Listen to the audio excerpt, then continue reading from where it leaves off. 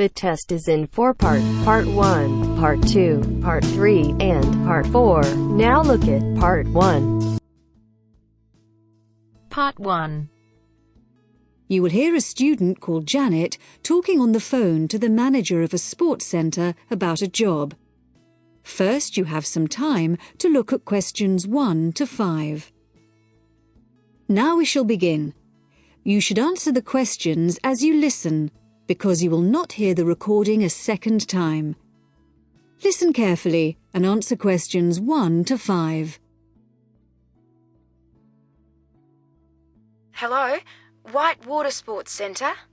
Hello, I wanted to inquire about a job at the centre. Right, I'll just put you through to the manager. Hello, Steve Thompson speaking. Hello, my name's Janet Willis. I'm looking for a part-time job and I saw an ad saying that you have some vacancies. I was wondering what sort of people you're looking for. Well, at present, we're looking for a part-time pool attendant. I don't know if you're interested in that. Oh, yes, definitely. Okay. Well, have you done this sort of job before? Oh, yes, I've spent the last 3 summers working for children's summer camps, so I did a lot of pool supervision. And I'm actually a sports student. Water sports is my special area. Okay. Well, no need to ask if you can swim then. No, I'm certainly not afraid of the water. So what does the job at the pool involve? You'd mainly be responsible for supervising the swimmers. We have to watch them all the time, obviously, in case of accidents. So you'd have regular shifts there. Okay. Then, as well as that, you'd have to look after the equipment that's used by the beginners classes. Right. And would I be involved in teaching them at all? I'd be quite interested in that. Well, they have their own instructor, so that's not really part of the job. The attendance job does involve taking regular water quality tests, but you wouldn't be involved in cleaning the pool or anything like that. Okay. And the ad said you wanted someone just twice a week? Yes, that's right. Can I choose which days? Well, if you'd rung up earlier, you could have done, but I'm afraid it's got to be Mondays and Wednesdays. We got someone for Tuesdays and Thursdays, and the weekends are already fully staffed. Is that going to be a problem for you? No, that should be all right. And the ad said it was evening work, right? Yeah, you start at 6, and the pool closes at 9:30, but you wouldn't get away until 10 by the time you've checked the lockers and changing rooms. Fine. Before you hear the rest of the conversation, you have some time to look at questions 6 to 10. Now listen and answer questions 6 to 10. And how much do you pay?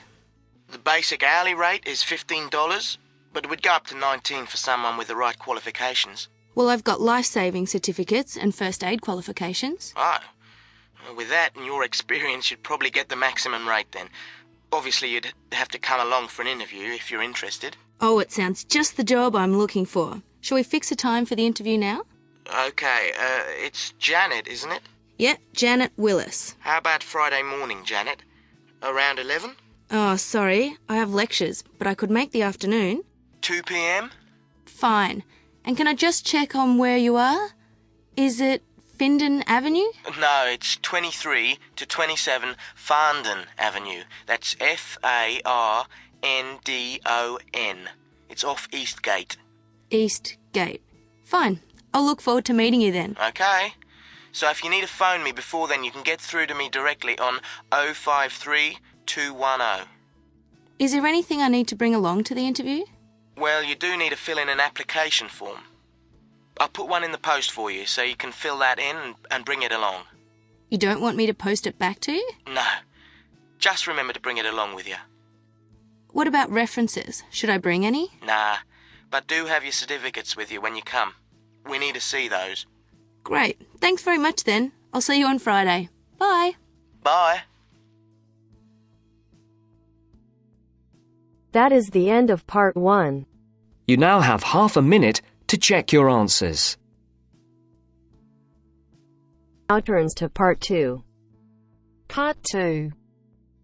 You will hear a student union officer explaining about the union's functions and services to a group of new university students. First, you have some time to look at questions 11 to 15. Now listen carefully and answer questions 11 to 15. Hello everyone. Now, here you all are, new university students.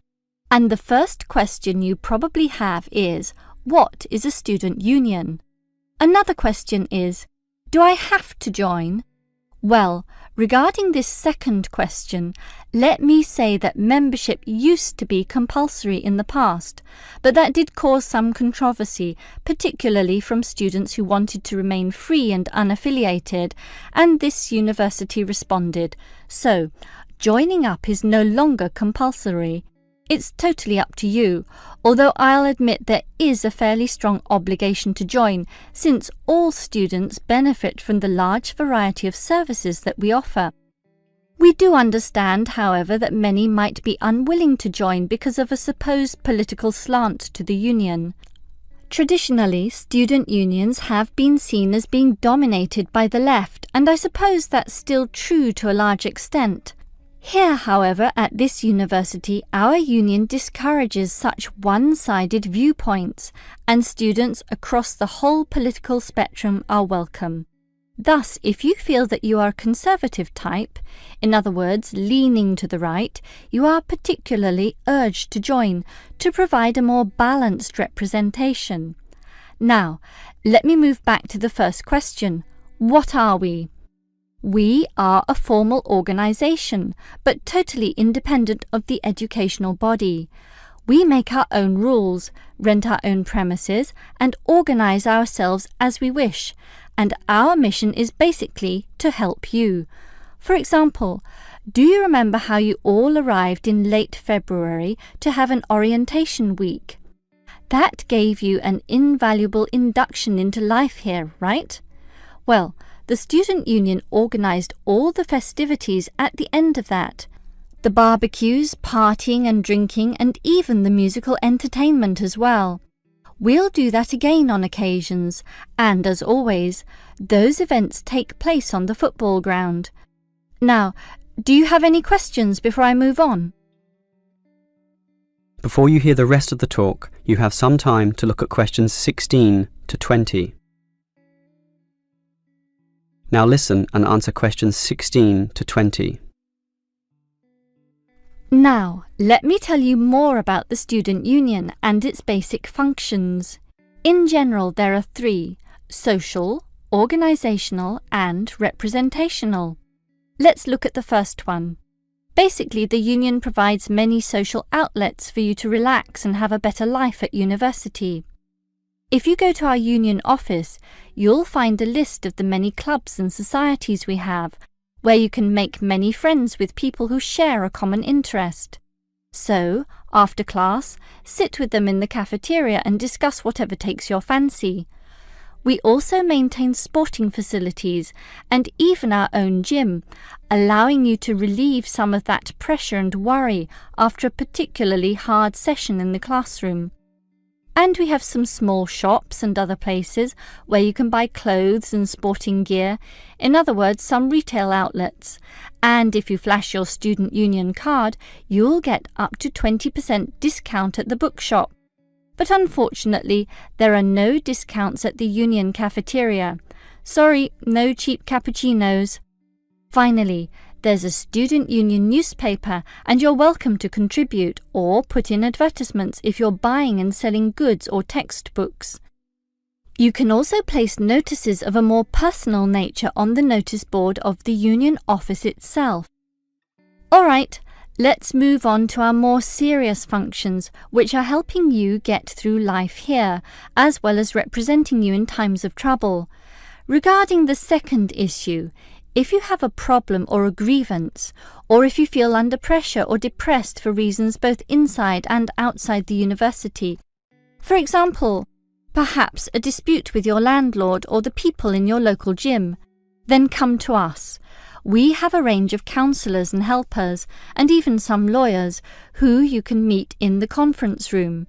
So just sip a cup of tea or coffee with them and tell them your troubles, and they'll be all ears. Basically, there's every reason to join the student union, since whatever you need, whether it be social or representational, we will help you.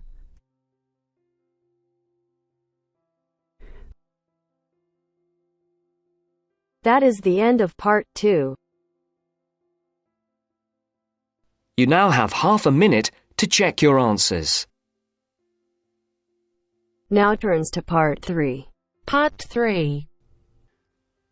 You will hear part of a talk about attending a science festival. First, you have some time to look at questions 21 to 25. Now listen carefully and answer questions 21 to 25. Now, I think nearly all of you have received confirmation of your school placements for next term, and as part of your activities, we will be asking you to take responsibility for promoting a school visit to the Dorchester Science Festival. Of course, the head of science at your school will be aware of the festival and should have all the details of it, but all the heads of science at your schools will be looking to you to be the main organiser and motivator of a visit to the festival. They'll give you the documents you need. We hope that you will motivate pupils at your schools to take an interest in the festival. It runs for 3 days. There are day tickets and special 3-day tickets, and schools have the extra option of a 2-day ticket. We hope you will encourage your pupils to visit it on 1 or 2 days. But most important of all, we hope you will use the festival to generate a lively interest in science that will last all year round and provide the school with a lasting benefit. This will, with luck, lead to improved examination results in science subjects. And let's not forget, we hope your pupils will have a lot of fun too. Needless to say, your performance in achieving these aims will count towards your final exam grade at the end of the year.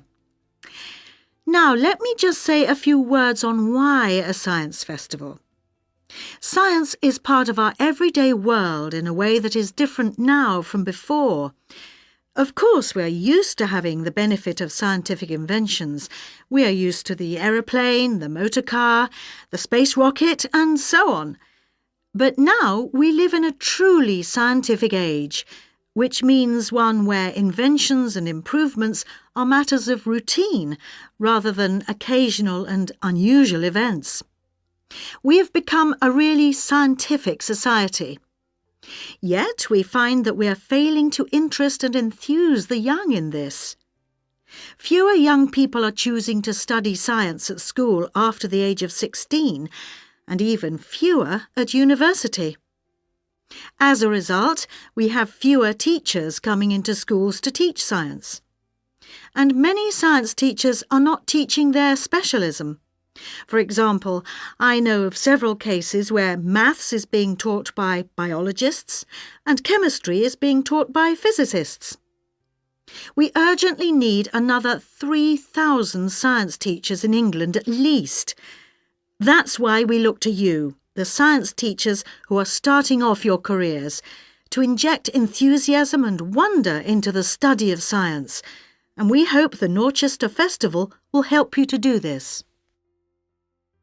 Before you hear the rest of the talk, you have some time to look at questions 26 to 30. Now listen and answer questions 26 to 30. Now, enough of the background. What about the festival?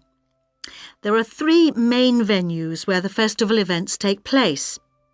These are the Millennium Library, the Town Hall, not the Town Hall itself but the Town Hall Conference Centre, and the Dorchester Theatre.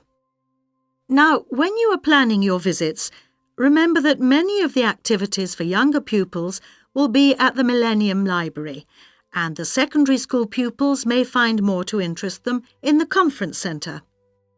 Now, just so that you have some immediate information, I'd like to mention a few of the events that are taking place this year.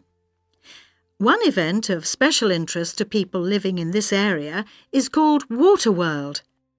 This is a clay model of the southeast of England, and the presenters show you the effects of rising sea levels as a result of climate change. They ask the audience to select the rise in sea level, for example 20 or 40 or 60 centimetres, and the model shows the places that would be flooded as a result.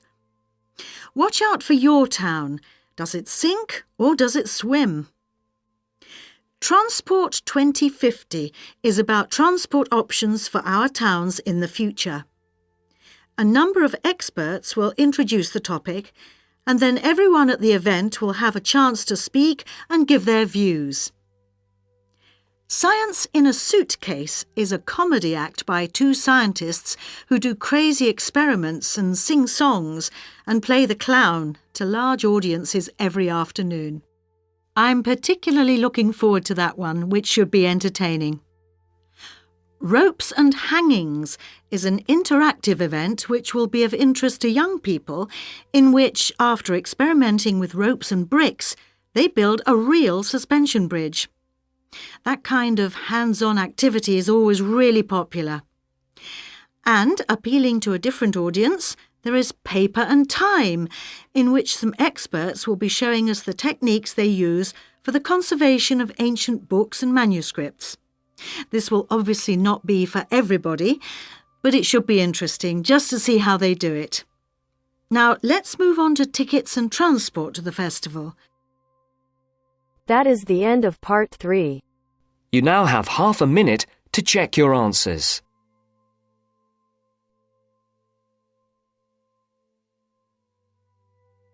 Now turns to part 4. Part 4.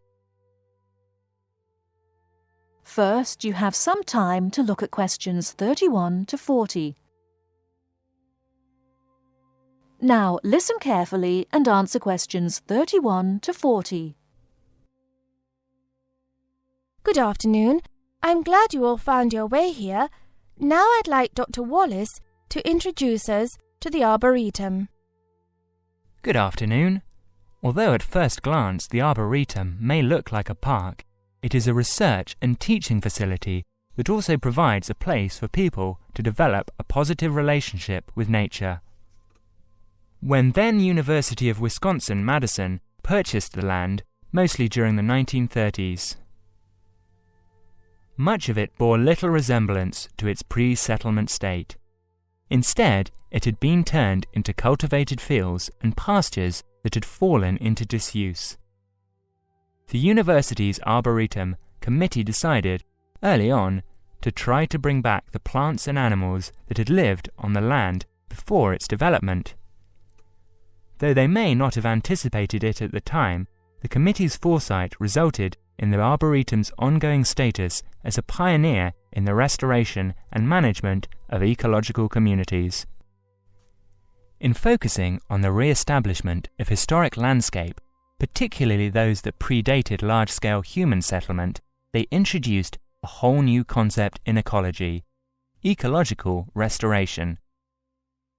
The process of returning an ecosystem or piece of landscape to a previous, usually more natural, condition. Madison was a fast-growing city in the 1920s. Fortunately, some leading citizens recognized the need to preserve open space for Madison's residents. Most of the Arboretum's current holdings came from purchases these civic leaders made during the Great Depression. In addition to inexpensive land, the Depression brought a ready supply of hands to work it. Between 1935 and 1941, crews from the Civilian Conservation Corps were stationed at the Arboretum and provided most of the labor needed to begin establishing ecological communities within the Arboretum. Efforts to restore or create historic ecological communities have continued over the years, with the result that the Arboretum's collection of restored ecosystems is not only the oldest, but also the most extensive such collection. In addition to these native plant and animal communities, the Arboretum, like most arboreta, has traditional collections of labelled plants arranged in garden-like displays. These horticultural collections, featuring trees and shrubs of the world, are the state's largest woody plant collections. That is the end of part 4. You now have half a minute to check your answers.